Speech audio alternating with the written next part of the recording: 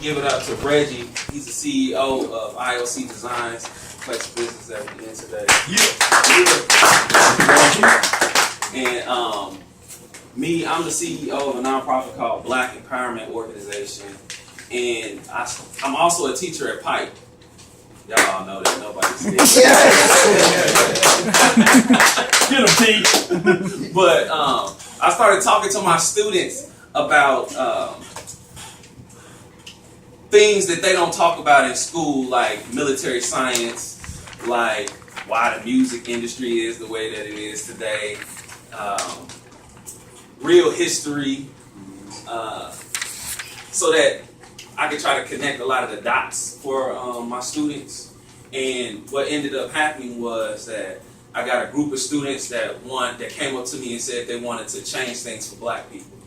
Because a lot of our history is left out of the history books, even though our history is connected to every history on earth. Okay? There's not a group of people that has not been affected by Africans. So I started bringing that into my classroom, and since I know a lot about history, I can connect it to anything that we read in my class. And so these 3 students right here started staying after school with me because they wanted to know more. They wanted to know how the history was connected to politics and military science and the music and relationships and everything.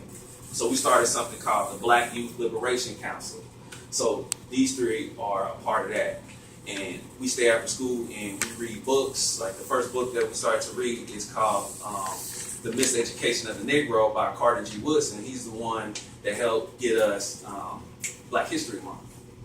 So he wrote this book called The Miseducation of the Negro, written in the 20s.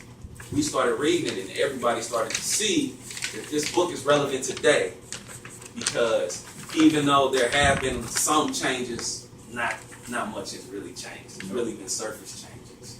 So they're here today to show the elders and the older people that the youth are interested in things, and it takes us to bridge the gap with the youth to get the change that we need, because eventually one day the old people are not going to have the energy to do what the young folks can do, which is organize events, get out there and market, get out there and do the music and make movies. So it's up for the elders to be able to impart their knowledge on the youth so they can carry the movement on for us. Because if they don't, then we're dead as a people, and that goes for any race of people. So that's why they're here, and they're gonna have a speech and talk about community and family and probably things that we do in my classroom. So the reason that we're here today is to talk about Black people's greatness and to organize everybody's greatness so that we use our greatness to change the condition of Black people. And if you don't think the condition needs to be changed, then you're sadly mistaken, because around the world, wherever you go, Blacks are on the bottom. So in the United States, we have the largest percentage of people in poverty. We have the largest number of people unemployed, largest amount of people incarcerated. Our divorce rates are higher than anybody else. We marry outside of our race higher than anybody else. We are suspended from school at higher rates than anybody else. So even though we have those negative statistics, we can't focus on them. We got to focus on what we're going to do to change them, which is why I'm having this conference, because more and more Black people need to get together like we just were doing, laughing and joking, right? And organize the laughing and joking to have a positive impact on employment, on entrepreneurship, on incarceration rates, on improving Black and female relationships. Because if we don't do those things, then we're really helping them to continue. So that's why we're here today. So at the end of the meeting, my objective is to get people to sign up for committees geared towards improving specific parts of things that need to improve, like education is the biggest one. So I think we should start an education committee. So if you notice that Black kids are not performing well in school, and you think that is contributing to them committing crimes, then now let's do something about it. Let's change the educational system.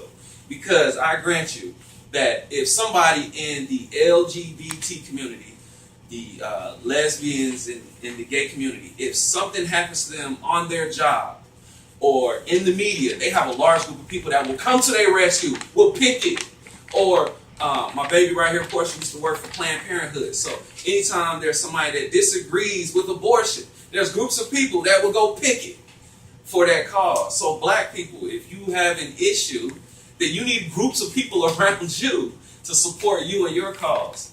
So we can't just sit here and act like nothing is wrong with our community, because it is, because we don't have a real community, which is why we need to keep coming together and organize our efforts to change what's going on. And the reason I'm speaking to you this way, as if you don't know what my philosophies are anyway, is because I'm recording it, and I want people, the generations after us, to see that there were black people that were interested in changing the community.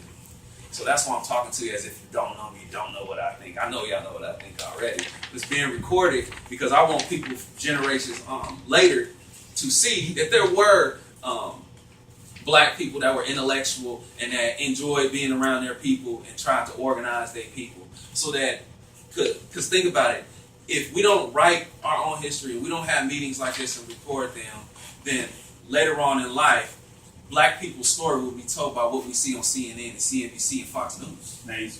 Mainstream media, exactly.